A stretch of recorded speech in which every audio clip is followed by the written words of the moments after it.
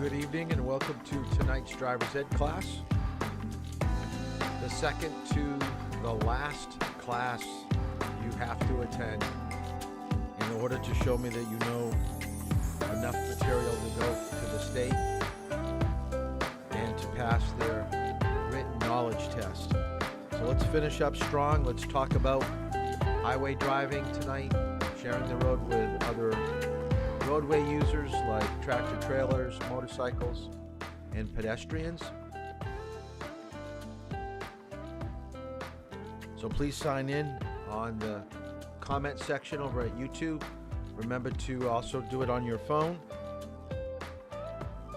Make sure that you have chapter 9 and 11 completed before you hand in your textbook to me tomorrow. Remember, tomorrow at 2:30, I will be in the lobby of the school collecting textbooks. You're really not going to need that textbook for studying. You should be able to use your notes. The state manual, and this was a question last night, the state manual is yours to keep. I do not collect that. That is yours. So only responsible driving is what I need.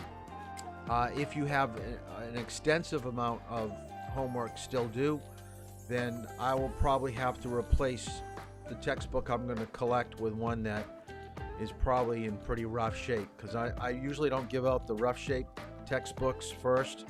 I try to, and some of them are still pretty used because they're not printing them anymore. So it's hard to find copies on Amazon to replace the older ones. I may have to change over to an entirely different textbook next year if I can't continue to find some replacements. But tomorrow, 2:30, and oh, by the way, you have to go to the remote Facebook page to do tonight's homework, because if you do not complete it and I do not get a test score from you, I am not going to let you do the final tomorrow night, because some of you are not doing your homework. So this last one, I absolutely need. Okay, I will hold back driving. I will hold back everything if you do not do the sample questions that I have for you tonight for your homework. So some of you have been slacking quite a bit. All right, let's get right into what we're going to be talking about tonight. So we're going to be talking about highway driving. Now, you may see the word expressway. Means the same thing. So whenever you do any type of reading or look at any type of sign, highway, turnpike, and there are basically multiple terms that can be somewhat related to what we would consider highway driving. The 5 terms that I want you to be familiar with is interstate, toll roads, thoroughways, turnpikes, and freeways. So why so many different terms? Basically, it comes down to 3 things, and they're listed at the very bottom. The speed that you're able to travel, how many lanes that you can utilize on that particular road, and will you be charged a fee? So some of these, like just by the nature of the name, freeway, you're not going to be paying because it says free. Turnpike, on the other hand, you get charged accordingly to the length of distance you travel on the particular roadway. Toll roads, like what we have here in New Hampshire, Spalding Turnpike, 95, 89, 93. 89 doesn't have a toll, but 93 does. And it's a set rate according to what you have for axles on your vehicle. And of course, speed. Some of these roads you're going 65, 70, even faster on other states. And then some you're going to be going between 45 and 55. So that's where we get the difference in the name. So the main reasons that we have for using one of these roadways is because we know we want to get someplace very quick. So you get to go where you want to go a lot quicker, and you have a better chance of getting there safely.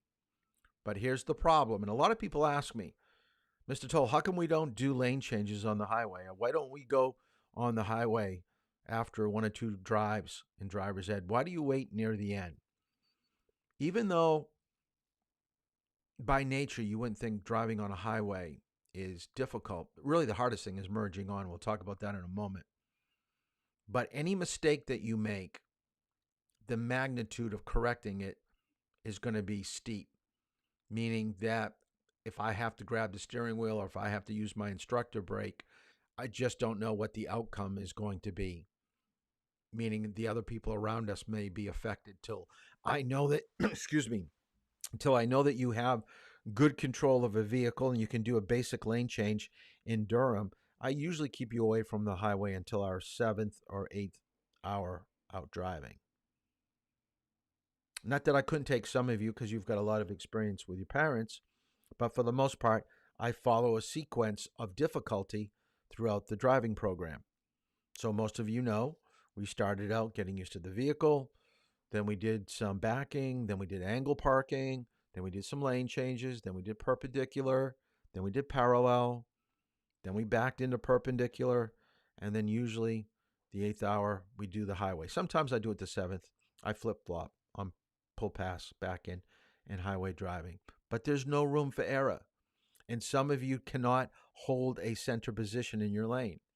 And if you can't hold a center position, you're going to be a problem for other people on the highway. Two terms that I need you to know for the final. Hint, hint, hint, tomorrow. Controlled access and limited access. They mean the same thing, almost like the terms that we just went over for the highway. Basically, it means on-ramps and off-ramps.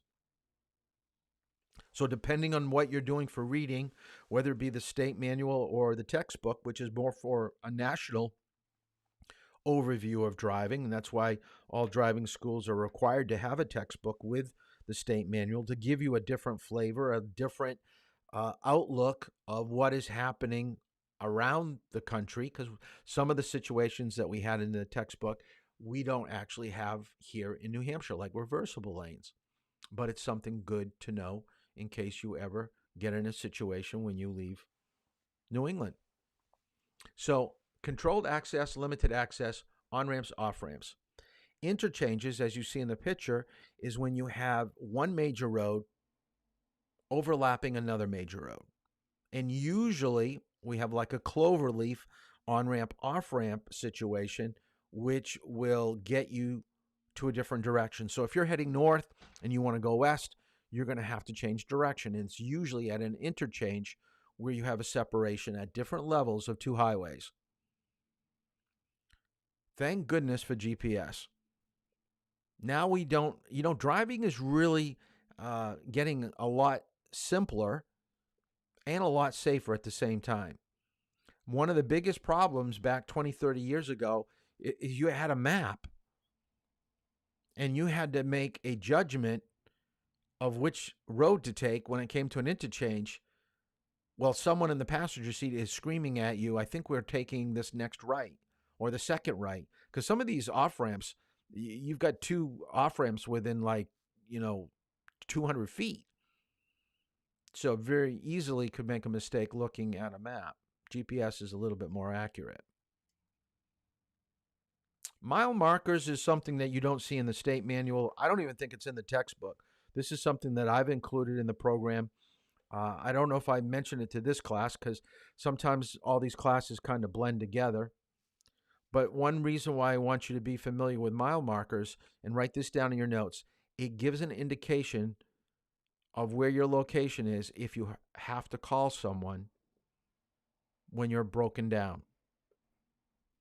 Just think about it. If you were traveling on Interstate 95, and Interstate 95 in New Hampshire doesn't go very far because it goes from Hampton up to Portsmouth, and it's probably about, 12, 18 miles long, if that. But 95 in North Carolina could go like 260 miles. So can you imagine getting a phone call if you worked at a tow truck company and someone needs to get a tow, and you ask them, well, where are you located? And you say, I'm on Interstate 95. They're going to go, where on 95? There's over 200 miles. So when you look to the side of the road, the green markers are marked off on 0.2 of a mile. So it goes like at mile marker 10, okay, the next marker that you will see will be 10.2, then 10.4, 10.6. So you never really have to walk too far from your car to get an idea of where you're located. The interesting things about mile markers is that when you go north, the numbers go higher. When you head south, the numbers go lower. When you head west, they go lower. When you go east, they go higher. So a lot of times, like I said before GPS, you could actually look at a map and they actually have numbers indicated between exits. So you basically know how many miles that you have to go to get to your next exit. And if you're going 60 miles per hour, let's just say that you look at mile marker 10 and the next one is going to be mile marker, let's say 36. So that means you're going to be going 26 miles to the next exit. If you're going 60 miles per hour, you should get there roughly in around 26, 25 minutes. Makes it easy to figure it out. But now with GPS, the computer just tells us. The other thing that I want you to know about off-ramps and on-ramps, and I want you to write this down because I just heard it on the news probably about a month and a half ago. New Hampshire hasn't made the change yet, but Maine has, in Massachusetts. Mile markers will now also be exit numbers. In New Hampshire, our exit numbers go up chronologically. Exit 1, 2, 3, 4, so it goes up numerical. The federal guidelines now are requiring states to change their exit numbers to what the mile marker would be. So if you enter New Hampshire and your next exit is up in Newington, it could be exit 2. The next one up in Dover could be exit 5. So they don't go up number by number. They go by what the mile marker is nearest the exit. So that way you're going to be able to just tell by the exits too, you know, how long it's going to take you to get up to the next one. One of the most difficult things to do in driving is to pass on a 2-lane roadway. This is something I've never have taught in all the years that I've been teaching driver's ed. I've never taken someone out to drive and looked for a person to pass. I don't say, okay, Jimmy, we're going to pass a car today. That's what our lesson is. We're going to drive around until we pass somebody. Okay, I've never done that. Now, there have been situations on the highway where someone's gone slower than what we were traveling, and we've passed someone on a highway when we're going in the same direction. But I've never had somebody pass somebody into oncoming traffic. It is legal, and you can do it. We've just never found a situation where we've been able to do it. So the first time that you will do it will either be with your parents, and I would almost suspect that your parents haven't done this with you or have taught you this yet. I'm betting you're going to do this for the first time when it's just you, and it gets to be complicated. So there are a few things that I want you to think about before you make a judgment to pass somebody. So let me show you a quick video about passing. Another common maneuver is passing in the lane of oncoming traffic. It's common, but it's not always safe and must be done cautiously. It becomes a danger because of the judgment factors that we don't judge distance very well. The problem is twofold.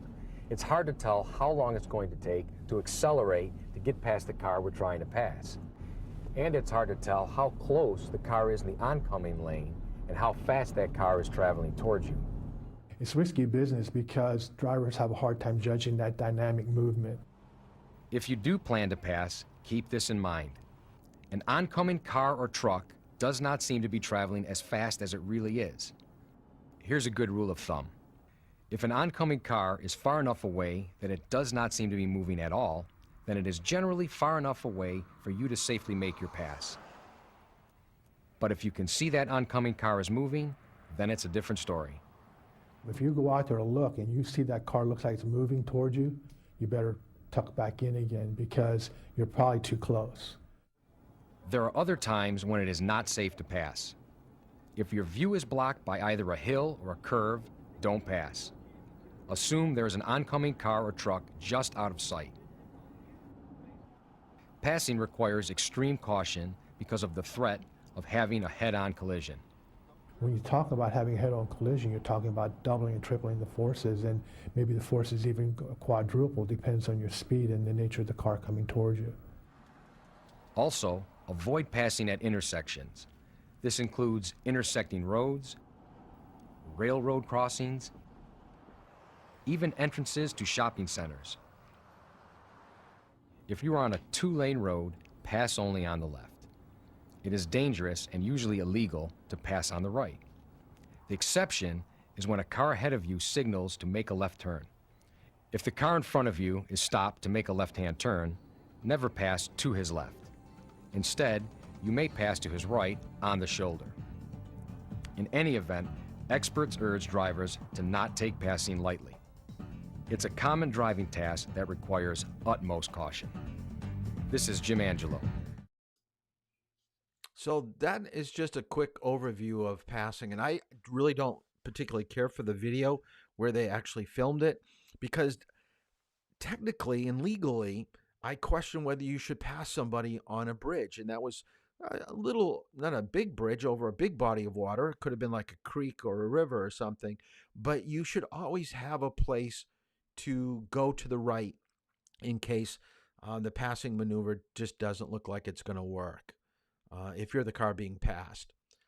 Other features on a highway that I want you to be familiar with is reflectors. Your reflectors on a highway will match the color of the line that is next to the reflector. So when we're driving on a roadway, we know the line to the left of us is yellow. So we're going to have a yellow reflector. The line to the right, which is our fog line, our white line, will have a white reflector. Now, this is where most people start to scratch their head and they really have to think, are there other colors of reflectors on a roadway that I need to be familiar with? And the answer is yes. And that's at the beginning of a guardrail and at the end of a guardrail.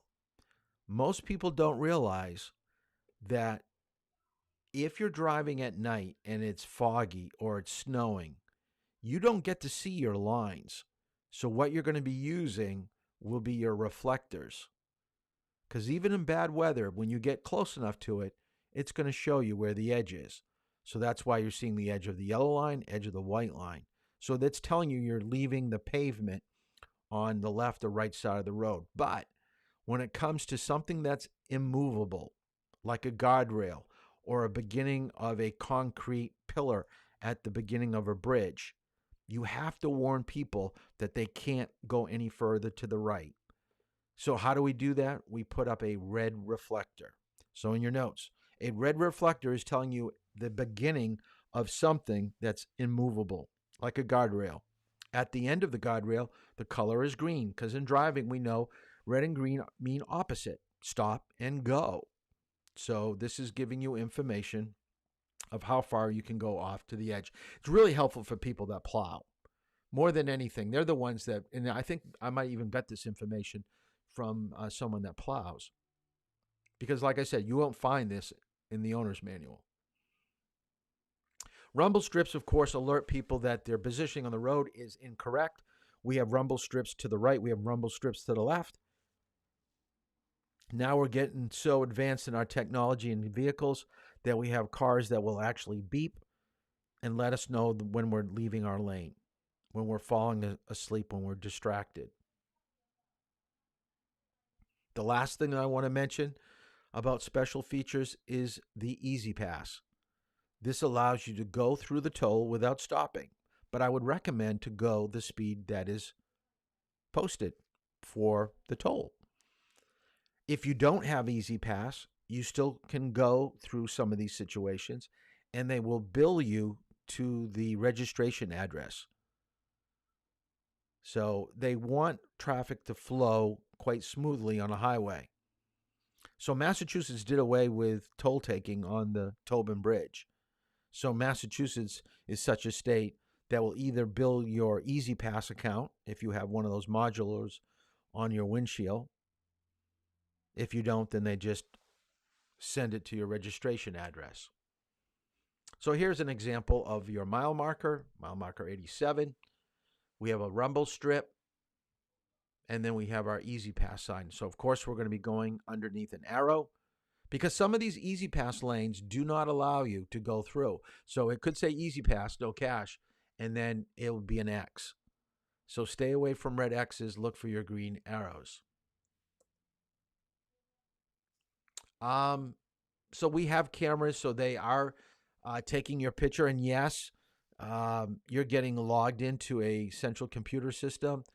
Can they actually time you from toll booth to find out whether you're speeding? Yes. They can also use your cell phone information. Sometimes if you're on your cell phone, they can ping it between towers to see location. Because a lot of people say, well, if someone committed a crime, a lot of times if they find the person some place different from where the crime occurred, they not only look at phone records, but they look at Easy Pass to see if you'd gone through any type of tolls, which I thought was kind of interesting when I heard of a crime scene and how they were trying to figure out what actually happened. And they could say, oh, this car had gone through the toll booth about a half hour earlier.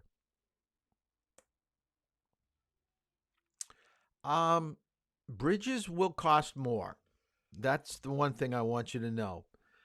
Be very careful, and at the very bottom of the paragraph, down at the bottom, it talks about toll hikes have really jumped up. So the Chesapeake Bay Bridge jumped from $4 to $4 from $2.50, and in New York it went from $8 to $12. And I also had heard, and this was a while ago, that the George Washington Bridge on 95 going through New York, I believe now is like $15 or $20 one way. Can you imagine if your job was in New York and you had to go over a bridge, go through Easy Pass, and it was $15 one way? So you're just paying $30 a day just to get to work. This is why public transportation in a metropolitan area is so important, because people can't afford tolls or parking, which is pretty high. So, like I said earlier, depending on how many axles that you have will dictate what the price is that you're paying. Know your ramp. The hardest part is merging. Okay, so keep up your speed. Look for a hole in traffic. This I want you to know for the final tomorrow. Do not stop on the highway on a ramp unless necessary. You should always do this third bullet.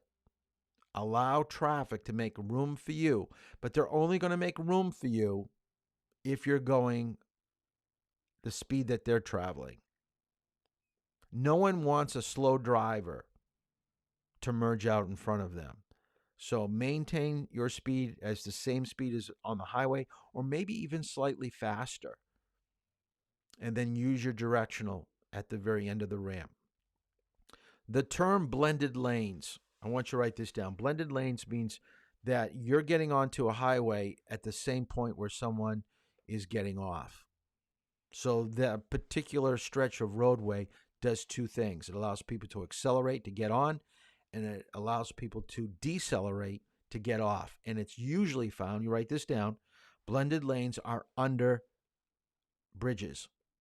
So when you're going what we call an underpass, there's a good chance you're going to have a blended lane. So what is the technique? And this is what I teach when I take you up on the highway to go to Route 4 to the Lee Circle. Keep up your speed to around 35, 40 miles per hour till you get to the yield sign. When you get to the yield sign on your ramp, you check your rearview mirror. Locate your opening. Check your side mirror. to make sure there's nobody directly to the left of you. Then make a quick shoulder check to the left. Then signal. All the while, you're keeping up your speed or increasing speed. Route 4 is not too bad. When you start getting to the Spalding Turnpike in 95, where you get higher volume of traffic, it does get interesting. So if your parents are going to help you with this, because you still don't feel too confident after you drive with me, I would do it in a time frame that doesn't put too much stress on you.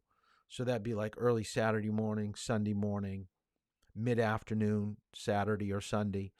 But stay away from like rush hour traffic, Monday through Friday, and then Saturday probably between 10 and 2. You may have a higher volume of traffic. So let's take a look at merging onto the highway. It can be a high anxiety situation. You're trying to enter the freeway. Cars on the freeway are whizzing by. You're trying to keep an eye on the cars in front of you. Drivers in the cars behind you are eager for their chance to merge. It can be chaotic, and you're the one at the gate. Actually, a merge is probably one of your highest risk maneuvers that you do as a driver. Dr. Terry Klein with Eastern Kentucky University is a leading authority on driving safety and an expert on traffic rules. It's really a rather tricky maneuver because what we're asking you to do as a driver is pay attention to both the things happening in front of you, the things happening behind you, and the things happening 2 lanes to your left or 2 lanes to your right. Dr. Klein says this complicates things because as human beings, we can really pay strict attention to only one thing at a time. So as tense as it may be, you've got to learn how to merge if you want to enter a freeway. The bottom line is that you have to prepare for a merge sooner. Dr. Klein says to prepare for a merge well before you're actually ready to merge. Identify a gap between cars on the freeway where you can merge. Then, continue increasing your speed until you reach the gap you selected. Dr. Klein says instead of increasing speed, drivers have a tendency to actually slow down before merging. A big mistake. You have cars behind you coming up, they're trying to enter speed themselves, so you could cause a chain reaction type collision behind you as well. Dr. Klein says drivers tend to minimize the dangers in merging, and that there are actually more crashes that happen during merging than during passing. Once on the freeway, adjust your speed to keep a cushion of space around your car. The closer you get to a car around you, the more they drive you and the less you driving yourself. You become their puppet. They brake, you brake. They speed up, you speed up. They stop suddenly, you stop suddenly. Finally, once you've merged and adjusted your speed, you probably will change lanes at some point. Some quick pointers. Look around you for a large enough space to move into. Use your mirrors. Turn your head to look quickly to the side before changing lanes. Then make your lane change. Changing lanes, keeping space around your car, and merging. Each is a critical task in our driving experience. So that is by far the hardest thing to do, is to merge. If you go to Dover Point for your driver's license, you're guaranteed that you're going to have to merge a couple times. Epping, if you choose to go to Epping, it's going to probably be a little bit of an easier driving test. You will have to deal with 125 and maybe making some difficult left-hand turns, but think about where you go and think about how you're going to approach the driving portion of your driver's license. So kind of practice those things and talk to friends that have gone to those particular areas and see what they're testing at the time. I mean, I get some comments from people, past students, so I have some idea of what they actually do. But they switch things up every once in a while, and their routes that they take do tend to change somewhat, although the one at Dover Point, they almost always take you up over the bridge. So getting off the highway really isn't that difficult. It's just know your exit number, know your ramp. It can get confusing when you see 8W or 8N. So remember, the letter has to do with the direction that you're going to be heading at the end of the ramp. So W will be west and N will be north. Always use your directional about 500 feet. Now remember, We talked about when to use directionals. In town, 100 feet distance between two telephone poles. Highway is going to probably be your last sign on the highway.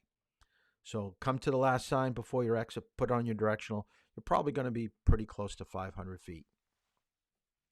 Don't slow down on the highway. Keep up your speed till you get to the what we call the mouth or the opening of your ramp.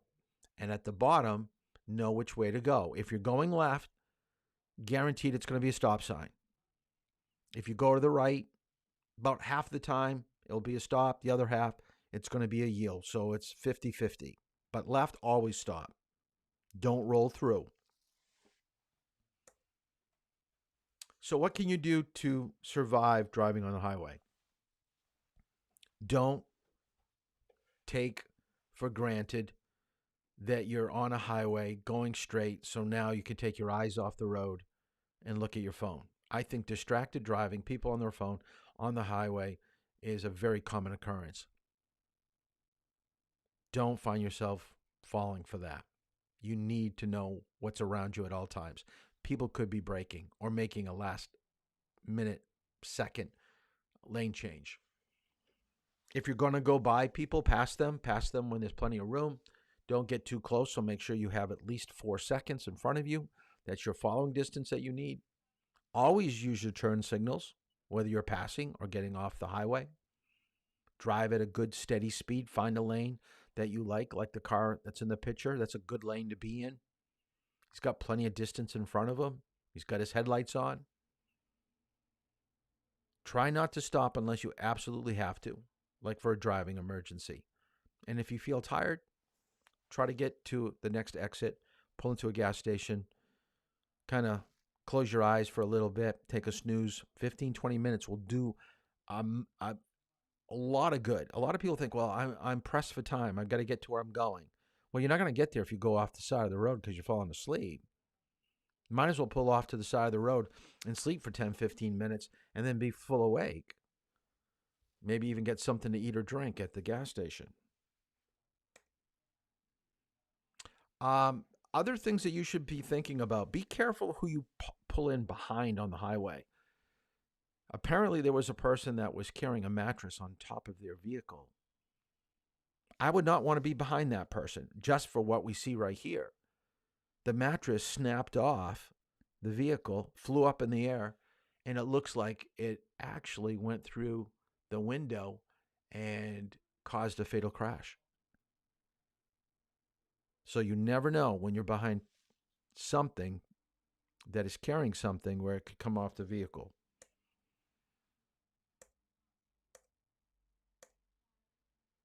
Traffic circles and roundabouts. I'm going to show you the Lee circle. For some reason, when I recorded the video off the internet, it didn't give me sound. It only gave me the visual.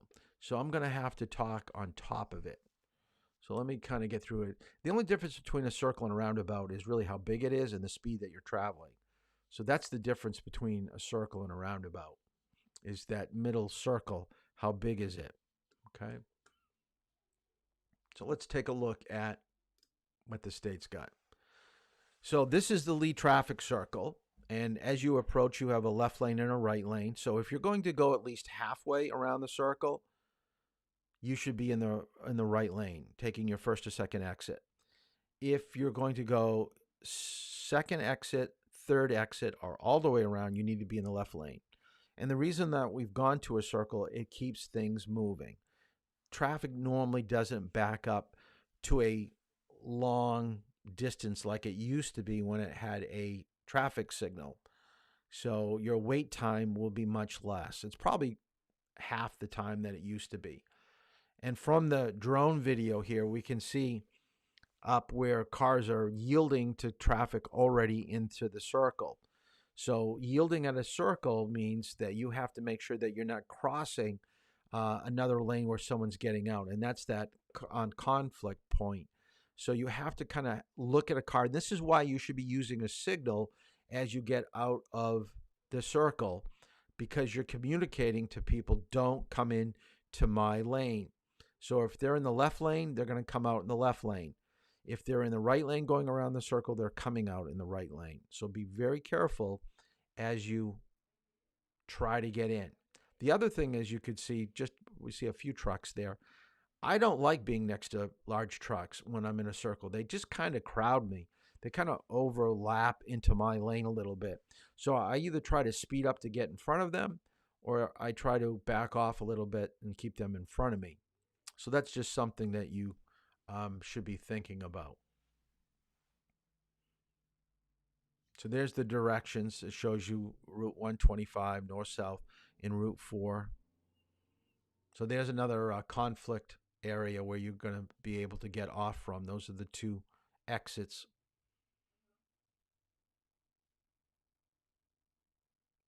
Boy, this is probably right when they opened it, because it's freshly marked. A lot of those arrows right now you cannot see. They're worn right down because of the winter weather that we had.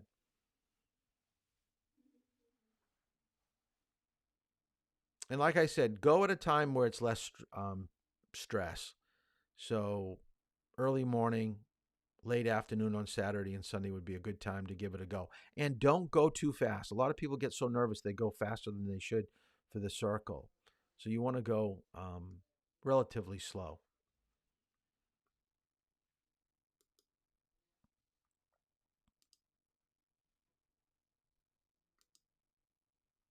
The one thing we don't have in New Hampshire, but we do have in Massachusetts, and because we're so close to Boston, within an hour's time, we can be in downtown Boston from Durham.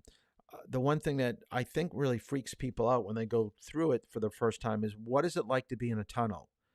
Well, one thing, just like a bridge, you've got to stay in your lane. You have to be really well positioned, or you're going to have some major problems. And the thing you need to know about traveling to different states, you're dealing in a different state where people are probably familiar with the area. And as you know, around here, people drive fast on a highway. A lot of times when you get in an unfamiliar area and you're trying to look and think, we have a tendency to slow down. And when you're slowing down and they're going fast, that's going to create a backing up and tailgating. So be very careful going into a tunnel. You got to make sure you have enough distance in front of you. So watch your speed and position. The other things I put up here, take off your sunglasses, have your headlights on, because it will get dark. Now, there will be lights in the tunnel, but still it's a different type of a light. Even in some tunnels, you may find that there are exits. So if you have to take an exit, a lot of times we think, well, we're under something. This is going to take me, once I enter it, I'm not going to be able to do anything till I get out. Not necessarily. In Boston, and I'll show you in a moment, there are exits that you can actually take. I would also say, because you've got multiple lanes in the tunnel in Boston, check your side mirrors more frequently, knowing what's coming up on the side of you. So that will kind of help you with this last comment about watching your speed and position will be based upon what you see through your side mirrors. So let's take a look at what the tunnel looks like in Mass. So this is 93, and there's an exit. So if I wanted that exit, I should have been in the far right lane. I'm taking an exit off to the left in probably about 1.5 miles. You can see it's pretty well lit. You've got signs telling you your speed. I've got my following distance that I need. Here's another exit to get you downtown, probably over near Government Center. Notice that it says exit 20A and B, so that's telling you you're going to be going in two different directions, so know which way when it peels off. Did you want exit A or exit B? But that's just driving in a tunnel. If you have a breakdown or a car crash, it's going to be tied up. And I'll tell you, I've been stuck in this tunnel for close to an hour when a vehicle caught fire because there was a crash. I don't have that video, but because my daughter lives in Massachusetts, I usually take a video, see what happens, and sometimes I use them in class. So this was one that I took not too long ago.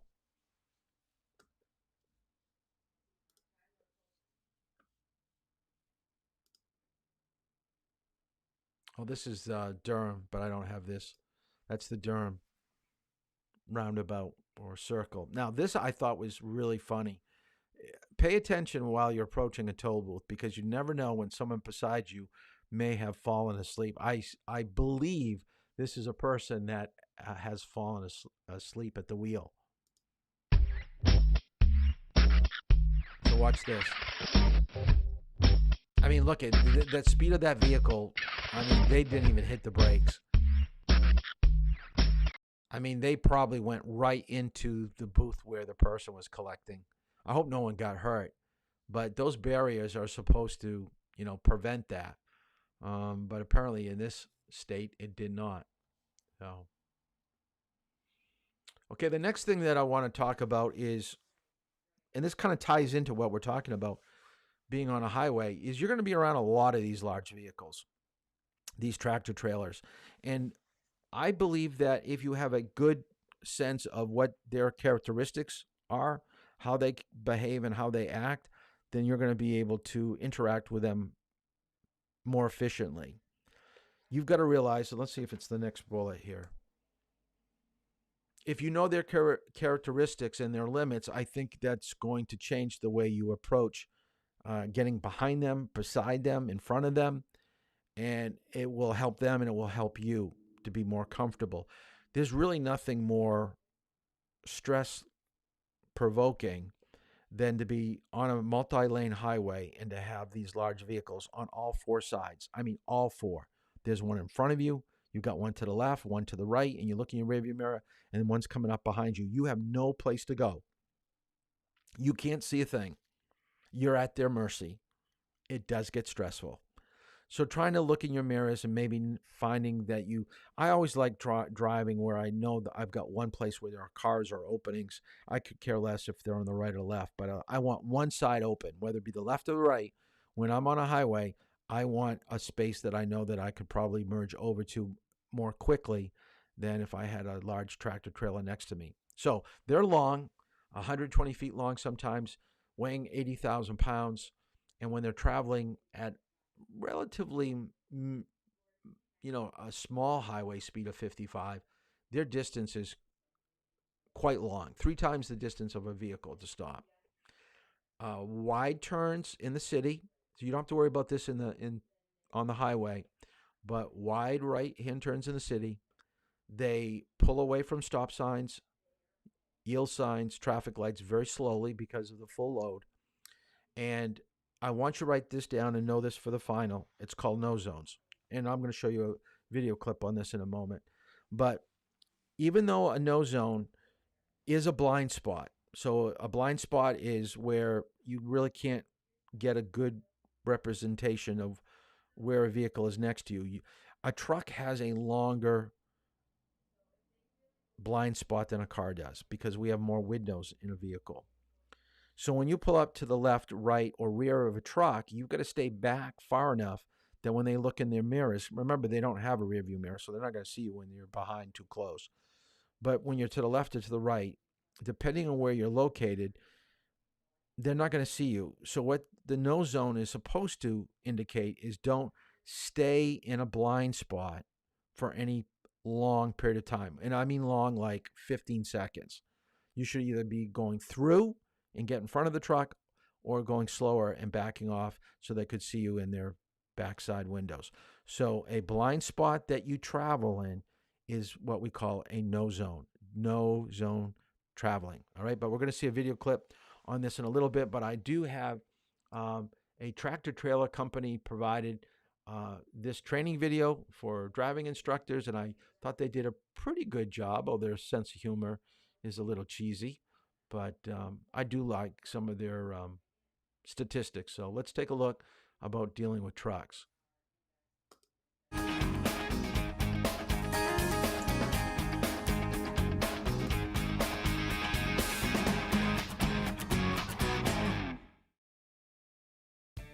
Hello, my name is Ralph Garcia, and I'm a professional truck driver with 37 years experience on the road with 3.5 million miles of safe driving.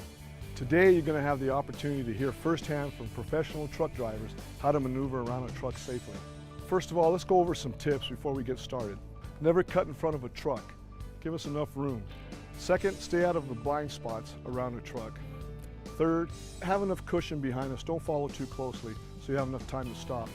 Also, trucks make wide right turns. Give us enough space to do those turns. And if you break down on the side of the road, make sure you get far enough off the road that you're safe.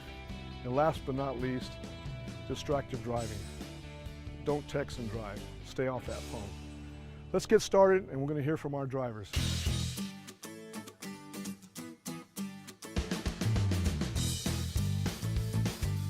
Hey, I'm Alan Boyd. I've been driving trucks professionally for 35 years. I know I don't look that old, right? Scratch that, don't answer. What I've learned is the right side of this truck is the largest blind spot we have. This blind spot can actually go over 3 lanes wide. I can lose a whole tractor and trailer. So it's very important when you get in this position to get yourself out as quickly as you can. Did you know that 35% of all car-truck related accidents, the car is in the truck driver's blind spot? Well, it's true. And how do you know that you're in the blind spot? In this position, it's very important to make sure you can see that driver's smiling face in the mirror. If you can't see that truck driver's smiling face in the mirror, he can't see you. Remember, when that truck moves over to the left lane to let you off a ramp, that brings you out into this position, and that's okay. Make sure you slow down a little bit, allow the truck time to get back in front of you. That allows everybody to pass on the left where it's a lot safer. Remember to make good decisions when you drive.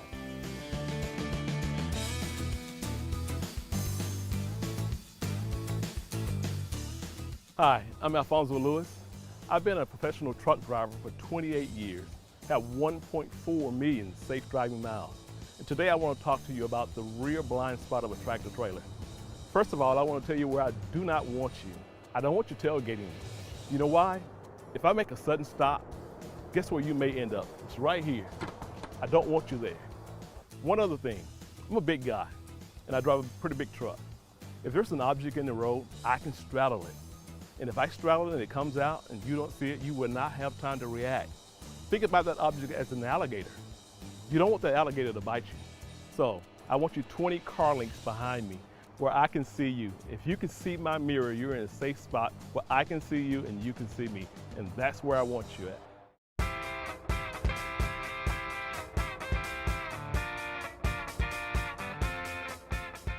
Hello, my name's Don Biggerstaff. I'm a professional truck driver. I've been in the industry for 37 years and have accumulated 1.4 million safe driving miles. And I'm here today to tell you about one of the blind spots that we have on the truck. The left side, the driver's side. We see you best out of this side from our vantage point in the truck. And this is the side that we want you to pass us on. But I need to make it clear, we do have a small blind spot located about where this car is, right behind the driver's seat in the truck. If you're in this position, we could lose you in our mirrors and not see you. So if you find yourself in this spot beside the truck, we want you to safely maneuver on around us. That keeps us safer and you safer. And really, that's what the Share the Road program is all about.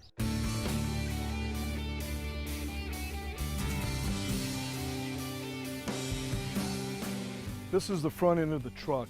The worst thing you could do is cut in front of a truck.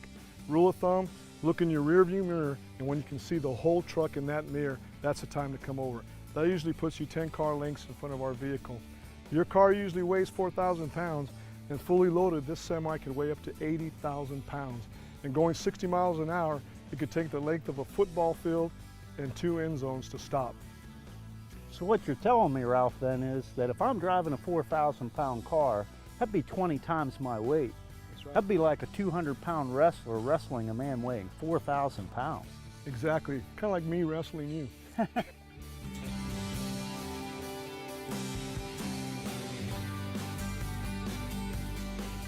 As a professional driver, I use every means possible to see out of my vehicle. Of course, I don't have the luxury of looking in a rearview mirror like you do in a car, or throwing my arm over the seat and looking at the back windshield. I have to use the tools that's been given me, my windshields and my mirrors, to see what I need to see. That's why this front windshield is so important. It's like my big screen television. It allows me to see what's going on out in front of me. 2 other important tools that I have are my mirrors on each side, outside of the truck. I have my right mirror, which allows me to see a narrow path down the right side of my trailer. However, not 2, 3, and 4 lanes over. The mirror on my left-hand side With head movement, I can see better out of that one, which is the side we want you to pass us on. No matter what I'm doing, I have to focus on my driving. And that's what we want you to do. If we all stay focused on the highway, it'll be a much safer place for all of us.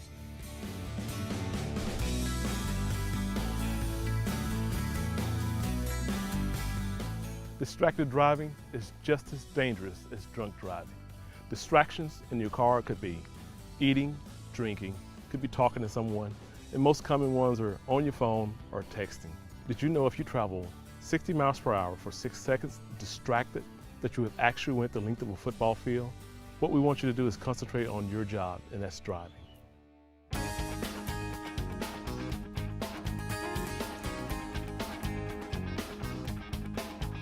You know, we had a lot of fun doing this video, and I hope you got the understanding that we're very proud of our record and we're very passionate about safety. And we've interjected some humor to make it fun. However, when you're driving, there is one place that you absolutely must keep your focus, and that's in a construction zone.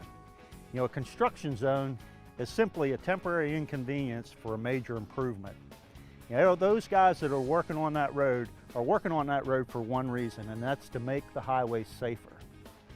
There's a couple things you need to remember when you're going into a construction zone. Number one, always obey the speed limit. That speed limit is set in place for everybody's safety. Also, the solid white lines are there so that nobody crosses that solid white line. It's very important never to tailgate, and especially not in a construction zone. Because in construction zones, things happen quickly. And the last thing you want is to run into the back of somebody because something happened in front of them. Remember, every one of those construction workers are mothers, fathers, brothers, sisters, and they all want the same thing that you and I do. And no matter who you are, whether you drive a truck, drive a car, or work in that construction zone, everybody's goal is to make the most important trip, the trip home, safely.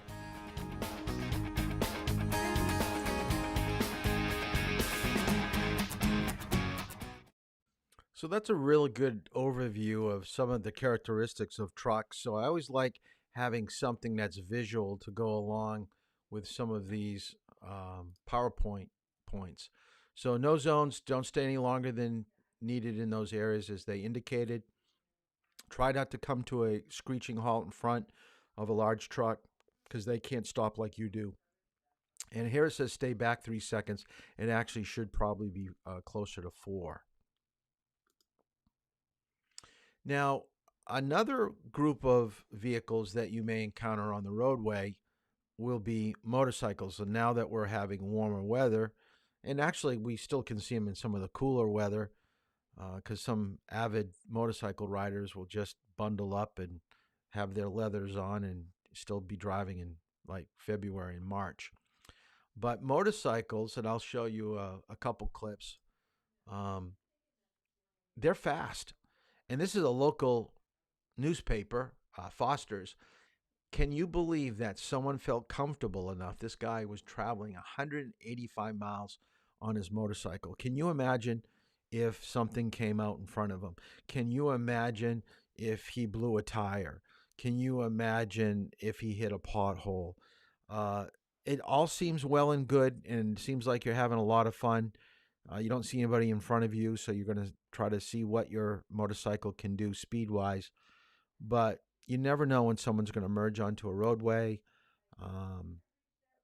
or something's going to happen. And I think he was very reckless in this behavior. And I believe, look at it, it says down at the bottom, he's being held on $1,000 cash bail. So that's pretty, and it's reckless conduct and disobeying an officer. So he's got some real issues. And one of the things that I mentioned about you never know what's going to happen out on a motorcycle. It could be in a car too, but at least with a car, you've got protection of all 4 sides of your vehicle and you got your airbag. But on a motorcycle, can you imagine if something like this happened?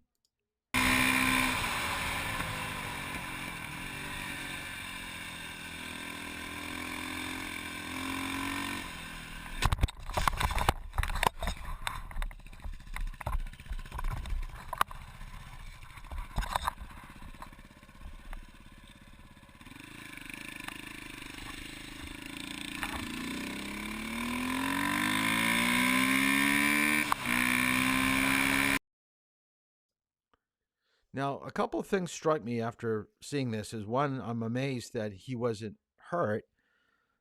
Second, you notice there was sound to the video. He didn't even say anything. He didn't scream. He didn't swear. And the deer seemed to have popped right up and went his way, just like the motorcycle rider. It was just an inconvenience. And he didn't stay on the ground very long. He popped right up. So you got to be careful on a motorcycle. You just never know what's going to happen out there on the roadway. Now, I forgot to put this video in. I'll have to bring it in tomorrow. Every time I do this presentation, I forget the lane splitting. Let me explain lane splitting. Lane splitting is, let's say that you're on a highway with 3 lanes. All the cars are backed up. There seems to be, I don't know, maybe a car crash or something.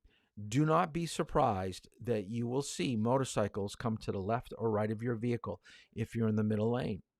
They go right up the dotted line. That's called lane splitting. And a lot of times they just don't do it while you're stopped. They do it while you're moving. And it's very dangerous.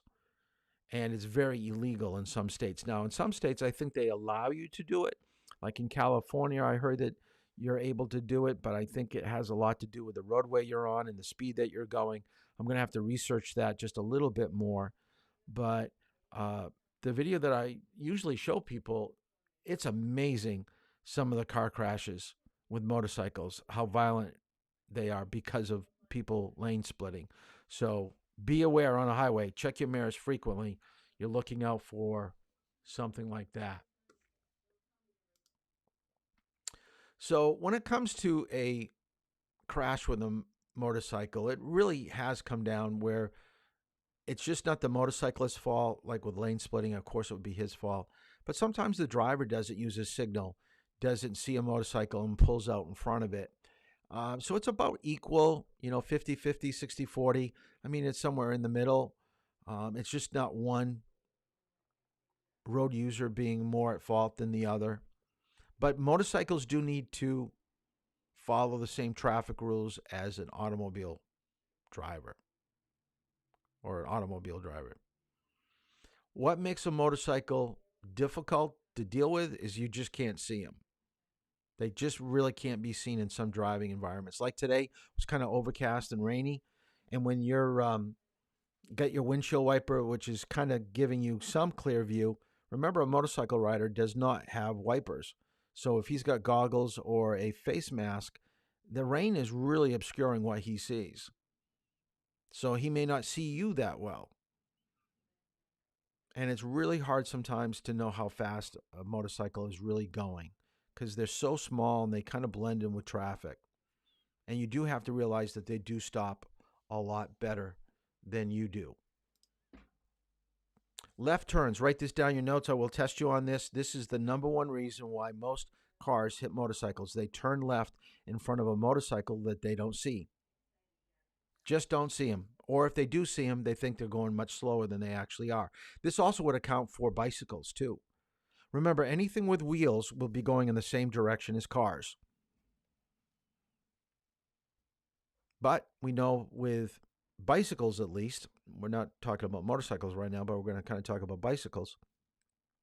Sometimes bicyclists will go wherever they want to go. At least a motorcycle will use the lane because it can keep up with the speed of an automobile. Bikes are off to the right. Sometimes they cross the road, go on the other side of the road, going the wrong way. But they're supposed to be right to your right side when you're driving. Oh, left turns. Let me, I'm going to show you a clip. I'm going to show you one clip on a motorcycle class. I highly, strongly recommend taking a motorcycle class if you want to be on a motorcycle license in New Hampshire.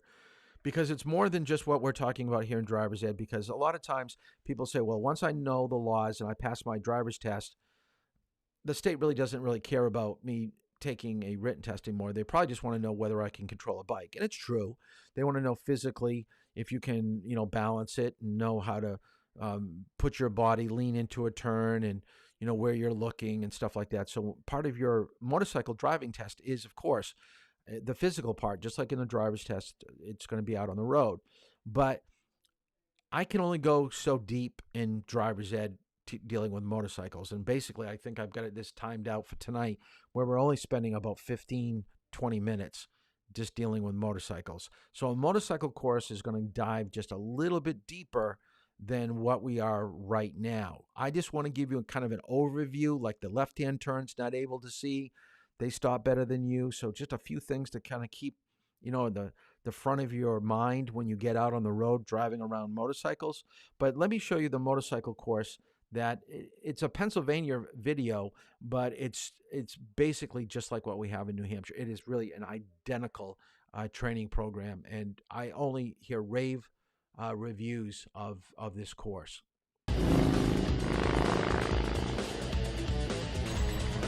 We really had fun taking the class. It was something that my husband and I did together, which made it even more special.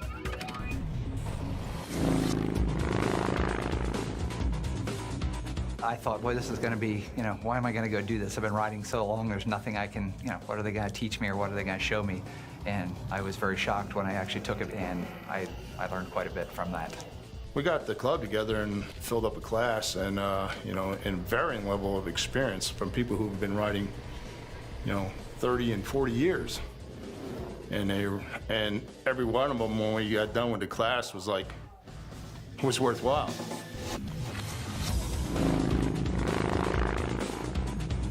For my family, the very first step of getting into motorcycling was signing up for the motorcycle safety course. Because even before we went out to invest money in buying a motorcycle, it was important for us to learn the intricacies of riding the bike, and you certainly want to be prepared for the road risks. Since taking that course and learning at least that one technique alone, it's probably saved my life at least 15 times.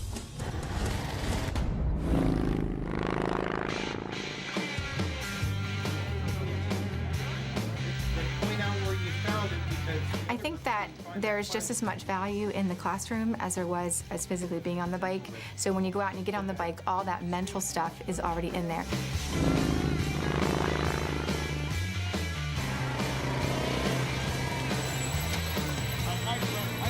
The instructors were very friendly, and they didn't make you feel uncomfortable or weird that you hadn't ridden before. They just eased you right into it.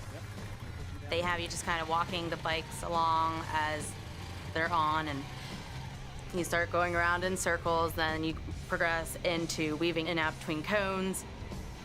And the instructor stood in front of the cones, and at the last moment, he would point left or right, and you had to do like an evasive move. It was just that last split second which way to turn. And if you make a mistake, then you learn from it. He actually threw there was a piece of block on the ground, like a 2x4, and you actually, instead of going around it, go right through it. It just teaches you that if something's on the road and you're going like 55, 60, there's no sense of trying to go around it. You can't, because you ain't gonna have time to look left and right. Just go right straight through it.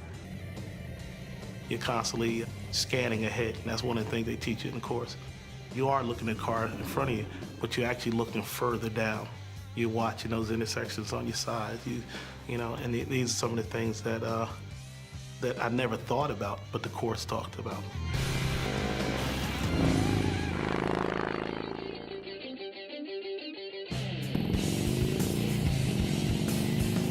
And all of a sudden, I start pulling around the curve, and another guy comes straight over, and if I would not have been aware, and again, this came from the course of being aware of everything that's happening around you, and I was able to stop.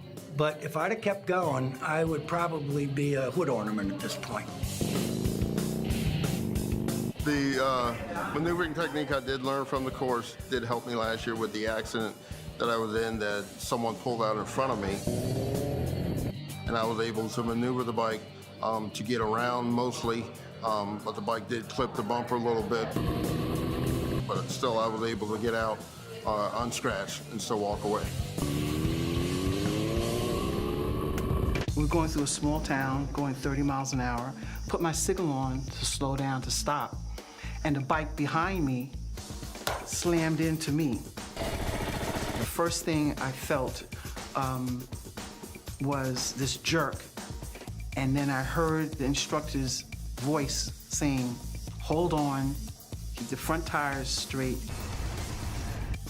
Slowly apply your brakes, both the front and the rear brakes slowly, and bring the bike to a slow stop. And that's exactly what happened.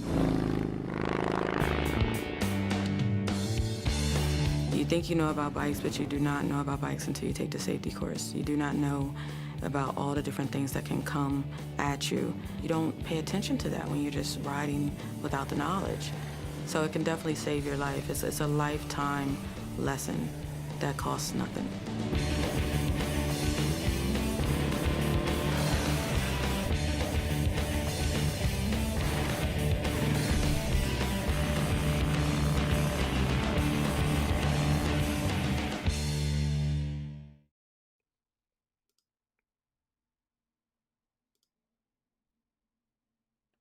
The motorcycle program, like I said before, is top notch here in New Hampshire. It's almost identical to what you just saw, so I highly recommend it. As they were talking about looking in front of what's in front of you, so you're not just looking at the brake lights of the vehicle in front of you, you're looking further up, and that's just a scanning technique that even I mentioned when we talk about turns and things earlier in the program. But you need to incorporate different training strategies when you're dealing with something that's so small that people don't see you. So don't be surprised if you see them kind of going from side to side, making some type of a swaying motion in your rearview mirror. They want you to look in your mirror. That's what they're trying to make you do, is to glance up in your mirror to see them. Don't squeeze next to them, especially in the city. If you're making a right-hand turn and they're going straight, stay behind them. Don't pull up right side by side with them. And like they showed you with the wood about being trained to go over it rather than going really too quickly to the left or to the right, because you can't do it at high speeds. But they will try to miss potholes and things like that that could actually send them going downward with their front tire. So don't be surprised to see some evasive movements with motorcycles that you normally wouldn't see with an automobile. And anything that's bad weather will be a problem for a motorcycle. Snow, like, in November, if they're still on a bike, it could be a snow shower. Rain, of course, will be bad because of vision. Wind, sandstorms that we talked about. Railroad crossings, metal bridges, groove pavement, all situations where it could be a balance problem, not for you in an automobile, but for them on two wheels. And the left-hand turn thing, I think I'm going to... So here's the phone number. I think it's still in your manual. They have two courses here in New Hampshire, novice and experienced. So if you have like a lot of dirt bike experience, you'll probably bump right up to the experienced one. But for those that have never really ridden a bike before, start out with a novice. And by the way, they provide a bike for you, just like I'm letting you drive the driver's ed vehicle. When you take the motorcycle course, a lot of people think, well, I don't have enough money to buy a motorcycle, but I really want to learn, But wouldn't it make more sense to take the course and really see if it's something that you really want to do? Or does it scare you so much that you're not invested in a motorcycle and all you had invested was the course? It's a lot cheaper that way. I mean, I'd like to take the course. My wife doesn't want me to take it. I've wanted to take it for years. I don't know, maybe this year I can convince her. You will be exempt from taking the state skills test. So they do all the licensing right there for you. The only thing that you have to do is just change what is on your driver's license to where it says it's, equivalent to a motorcycle license. Now, if you don't take the course, they will require you to go down to the substation where you go for your driver's license. They do special testing for motorcycles on certain days. So they'll set up a course just like you saw on the video, and they'll have you go through the cones, and they'll look at your balance, your speed, and see whether you're responsible enough to have a motorcycle license.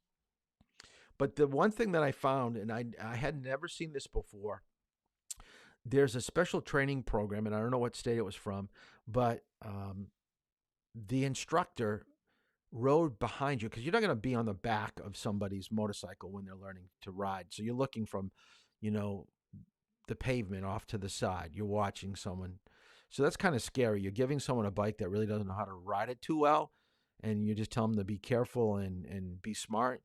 Well, this trainer put a mic and earphones into a helmet, and he followed around a cyclist, and he was helping him train how to deal with vehicles making left turns. We said that's one of the most dangerous things for a motorcycle, cars turning left.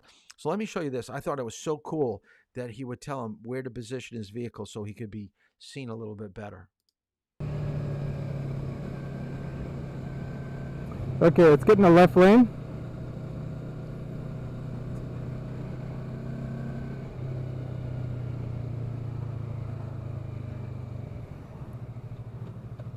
So let this truck go ahead.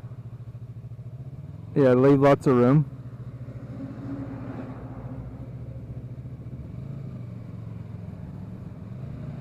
Okay, good. So we got a truck up ahead. Okay, shoulder check, good. Moving away. And then shoulder check back. Perfect.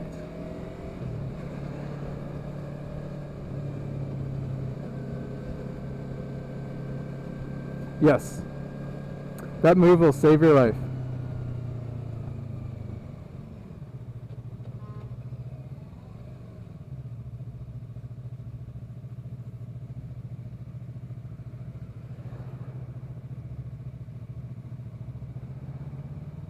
Yeah, so get ready to do it again.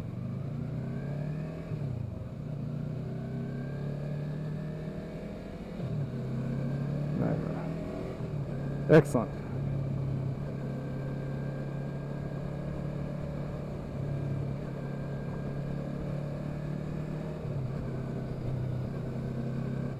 Perfect. So, and back. Ah, that's awesome. Perfect. A great program that they were providing. That kind of a training, personal training. And I'm sure it helped out that rider quite a bit. Bikes, like motorcycles, have to obey rules like automobiles, but they don't. But there are some special bicycle rules that I want you to be familiar with. And by the way, you probably don't know these, so this is why it's important to be listening and taking notes right now, because some of this will come up on the final. And I would not be surprised if at least one or two items that we've talked about tonight will be on your state test. So there are a lot of information on tonight's class that I think will come up, not only on my final, but on your state exam. So here's one. That when passing a bike, every driver of a vehicle shall exercise due care by leaving reasonable, prudent distance between the vehicle and the bike. So how do we determine that? This is what I want you to know.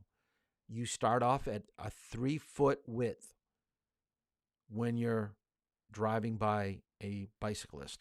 So at 30 miles per hour, even 25, I'd say 3 feet. You always start with 3 feet. As speed increases, so for every 10 miles, you're giving an extra foot. So you get in an area where it's 40, 45, you're going to be 4 or 5 feet away.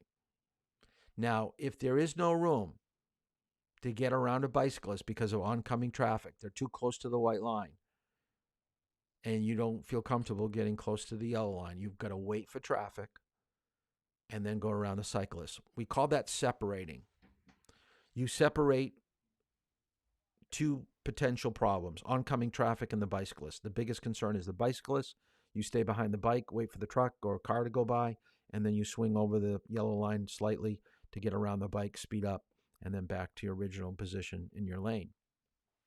If you're coming up over a hill or around a corner and you don't have enough time to slow down, then you're going to have to just split the difference. So when you go by the bike at 3 or 4 feet, you're hoping that you've got 3 or 4 feet distance away from the oncoming vehicles. That's called compromise. But you always try to separate. Separate by far is the best thing to do.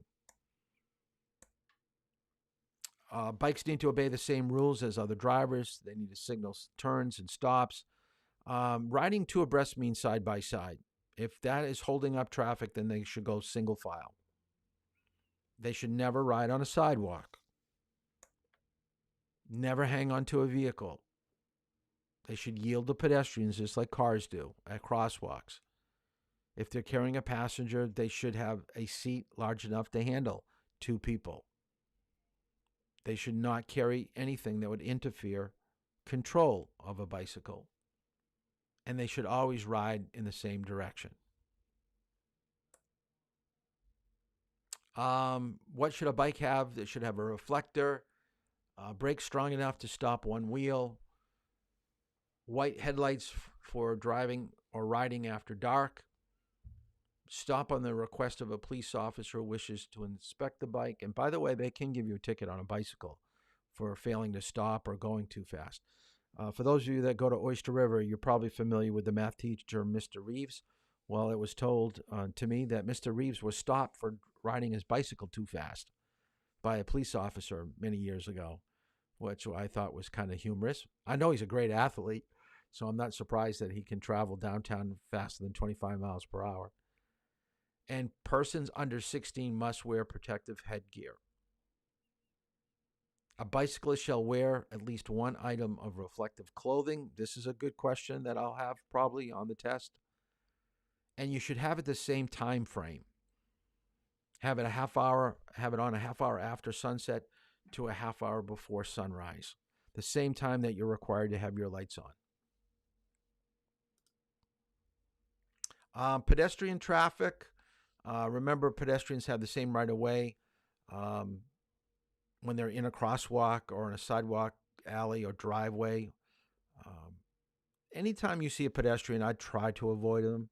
I know there's jaywalking, but still, when there's a pedestrian car collision, they're getting the raw end of the deal. Now, granted, they shouldn't be foolish, but a lot of times, no one's going to walk 300 feet up the road to get to a crosswalk when they could go straight across. They should be waiting till there's a gap in traffic, but, being in Durham at a college town, we know time is of an essence of getting to class or getting a bite to eat, so they don't even think about it. They walk right in front of you. Be very careful of people that have a guide dog or a cane because they're blind. Maybe not totally blind, but not well enough to see detail. So give them the benefit of the doubt. Give them extra time to cross the road.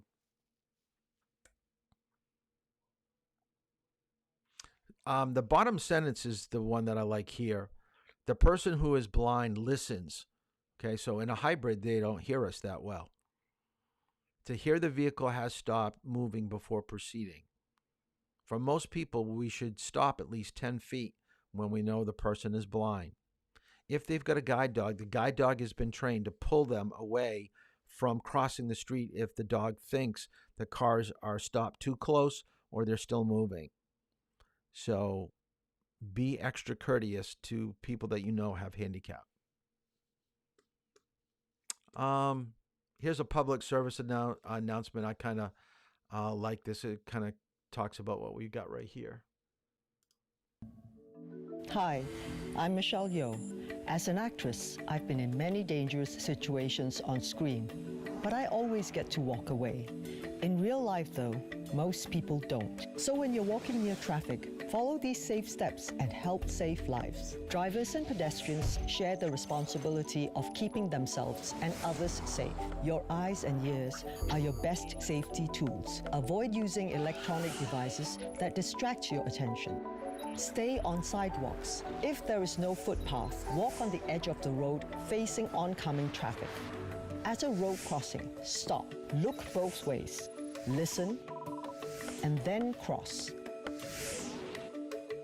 We all have a role in road safety. Follow these safe steps and play your part. For more road safety advice, visit safesteps.com.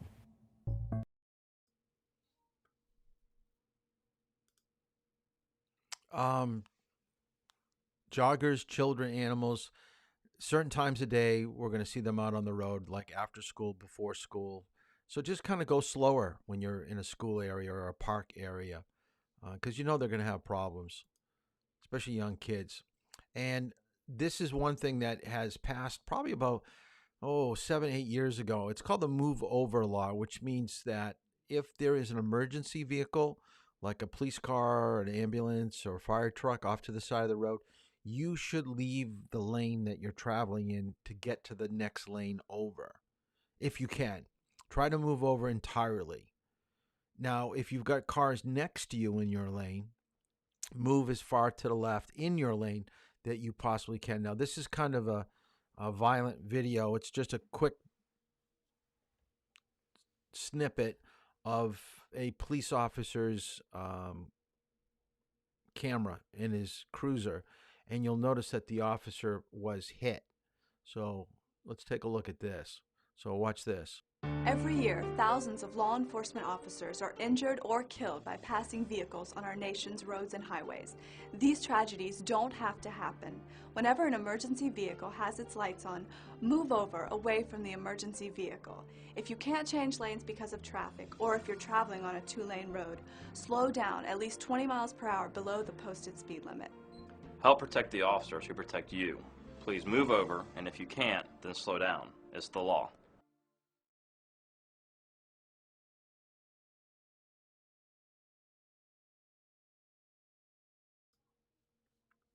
So what should we do? Go slow. Okay, reduce your speed, cut it in half at least, maybe 20, 30 miles per hour.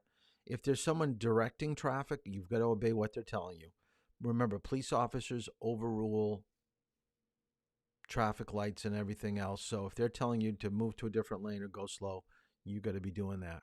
And like I said before, try to get out of the lane. So that means vacate wholly. That means leave your lane.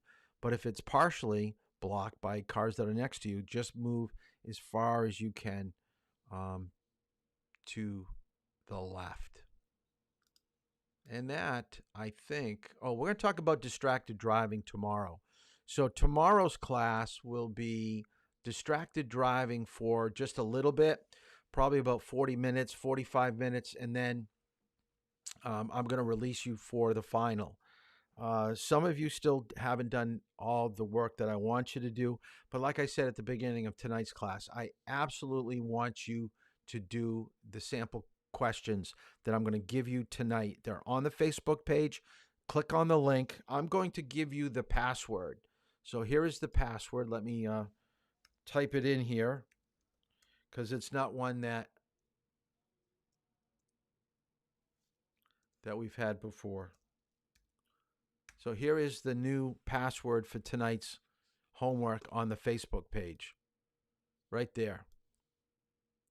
Okay, that is the password to log in. I believe it's 100 questions. So you could do it tonight. You can do it tomorrow. I don't care when you do it, but you have to do it before tomorrow's final, because I will not let you take the final unless you've done this practice test. I do not care what you get for a score on this practice test, but I wanted to throw some sample questions at you. I want to see basically what you know tonight. And if you don't do well, this is going to be a wake-up call. I got to study tomorrow. I got to get back into my notes, get back into the manual a little bit, because the final is the final. And if you don't pass the final, as long as you do relatively somewhat well, I can give you a retake. But if you are really bad, okay, you will be taking driver's ed over again. So get your homework in, do the practice test, and put a good effort in studying for tomorrow. So that is it for tonight. And we will see. What does it mean, ID? No, you don't need an ID. You just got to do your, you just got to put the password in with an email, I believe. Let me put it, hold on. Let me take a look. Bum, bum, bum, bum.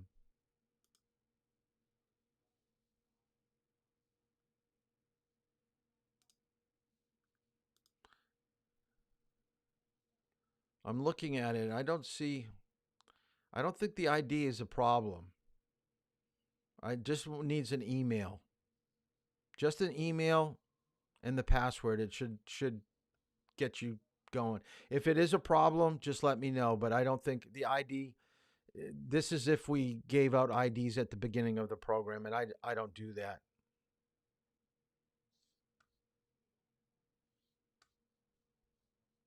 It says you need an ID, huh?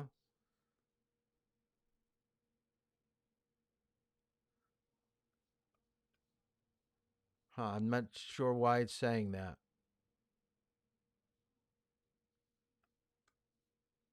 All right, let me get out of tonight's program, and then I'll go back to the testing site and see what I can do. So give me a moment to go back in, but I think it should be fine. All right.